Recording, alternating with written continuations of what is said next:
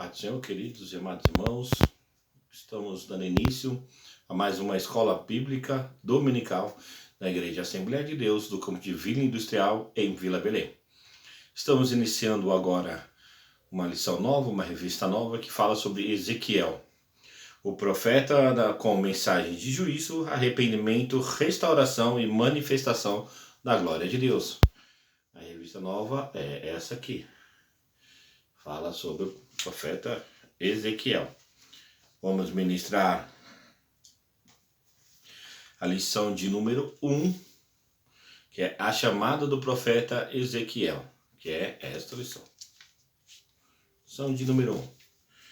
Temos como texto áureo: e disse-me, filho do homem, põe-te em pé que eu falarei contigo. Ezequiel, no capítulo 2, o versículo 1.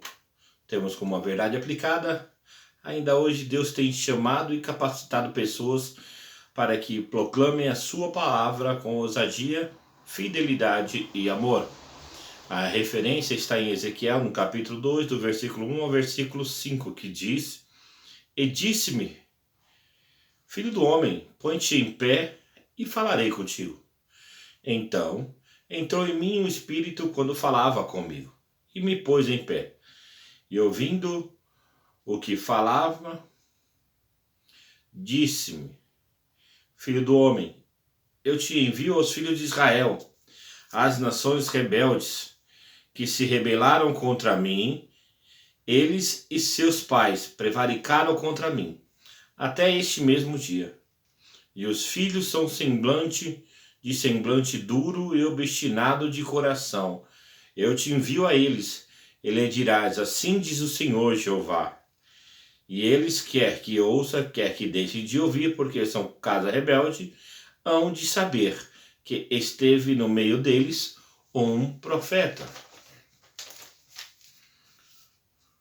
No tópico 1, temos um contexto histórico que diz: quando Ezequiel começou a profetizar, ele habitava entre os cativos da Babilônia, para onde foram levados em 597 AC. O cativeiro babilônico de Judá durou aproximadamente 70 anos, cerca de 605 a 539 a.C. No quinto ano do cativeiro do rei Joaquim, veio a palavra do Senhor a Ezequiel, cujo nome significa Deus fortalece, em Ezequiel no capítulo 1, versículo 12 e 3. Contemporâneo de Daniel e Jeremias, Ezequiel era filho de um sacerdote chamado Buzi e profetizou cerca de 22 anos, de 593 a 571 a.C., longe da sua terra natal. O tópico 1.1. Ao receber a chamada, o profeta Ezequiel estava longe da sua terra natal e começou a viver em outra cultura e viver sob pressão, sobre uma outra alimentação, mas passou a sonhar em meio ao cativeiro. Muitos dos que vivem em terras estranhas gostariam de voltar à sua terra natal. É um sonho voltar do exílio, da escravidão, ou sair de uma coisa que nos prende em um lugar que não sentimos alegria. Exigências feitas por Deus ao profeta Ezequiel. 1. A chamada implicava em se pôr em pé, se dispor a sair da acomodação e da inércia. Depois do chamado, é preciso falar em nome do Senhor. Depois de assumir a chamada, é preciso falar, quer ouça, quer que deixem de ouvir. Depois de receber a chamada, é preciso se destacar no meio em que vive, porque o povo tem de saber que ele é profeta. Depois de receber a chamada, é preciso se impregnar na palavra. Dar comida em forma de rolo ao ventre, para depois oferecer aos outros. Quem não tem para si mesmo não pode oferecer aos demais. Para receber a chamada, não podemos temer o povo, nem as palavras que saem deles. Quem recebe a chamada não pode se assustar com charças, espinhos e escorpiões.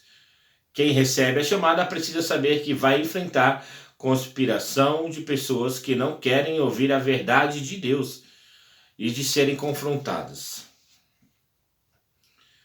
Deus nunca se esquece dos filhos. Devido ao pecado, Deus ordenou e permitiu que Jerusalém fosse destruída.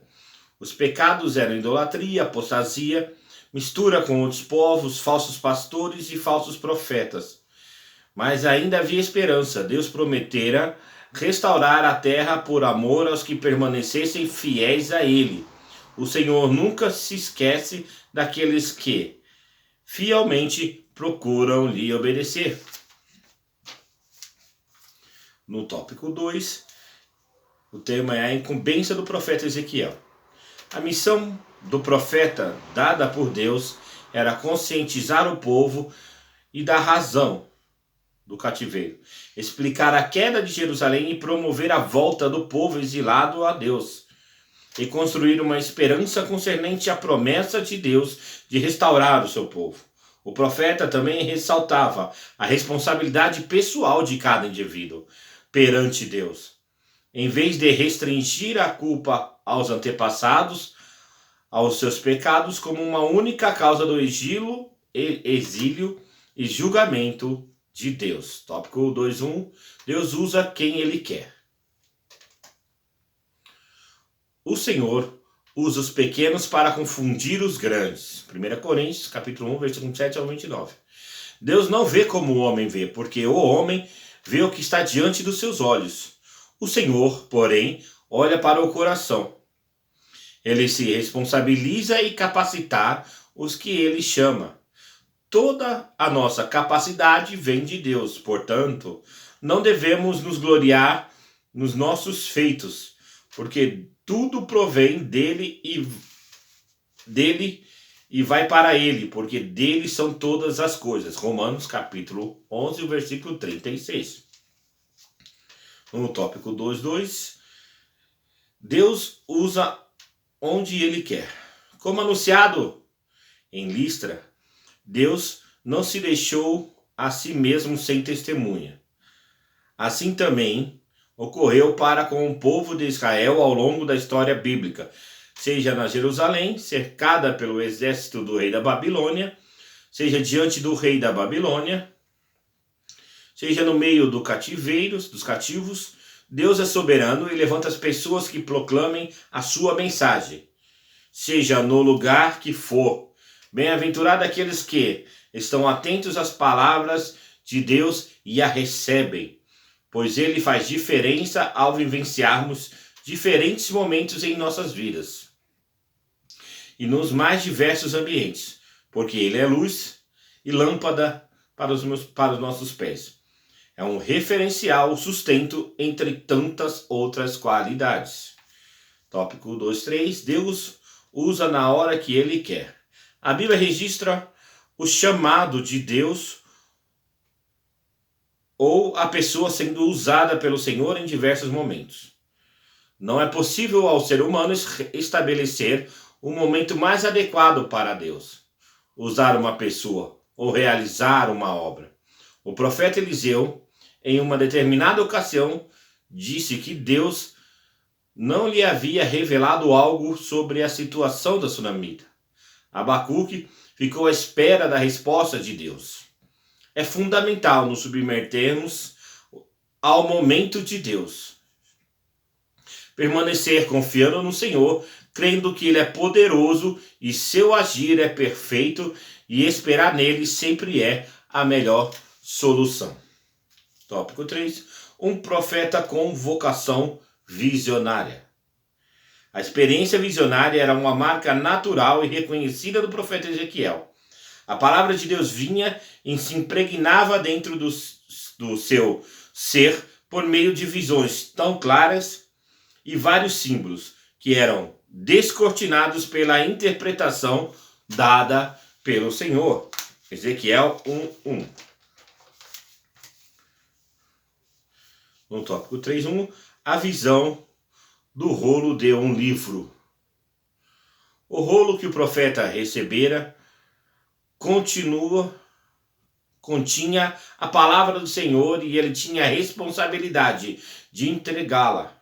A palavra de lamentação e tristeza dominaram a mensagem, porque julgamentos severos seriam executados contra os que praticavam a idolatria, o adultério e a apostasia. Comer o rolo simbolizava que o profeta Ezequiel precisava saber primeiro a mensagem de Deus e se comprometer antes de anunciá-la ao povo. Só quem come o rolo, que é a própria palavra de Deus, está preparado para toda boa obra. Ninguém pode dar aquilo que não tem, nem distribuir o que não recebeu. Não é sensato nem honesto oferecer aos outros o que não tem. Visão dos querubins. Tópico 3.2. Os querubins são seres angelicais associados à manifestação da santidade e da glória de Deus. Os seres angelicais têm acesso à presença de Deus e são mencionados na palavra como anjos guardadores. Eles guardavam o jardim do Éden depois da queda do homem. Sobre a arca da aliança estavam os querubins de ouro. Nesta visão de Ezequiel, os querubins apareciam com brasas de fogo ardentes e anunciavam aos exilados a glória e a santidade de Deus. Visão de juízo e restauração, tópico 3.3.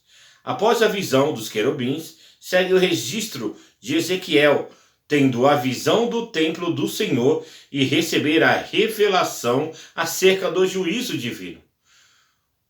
O cuidado de Deus com os cativos é uma mensagem de restauração. Esta mensagem também está presente no ministério profético de Jeremias, contemporâneo de Ezequiel. A manifestação do juízo divino não significa que Deus deixou de amar o seu povo.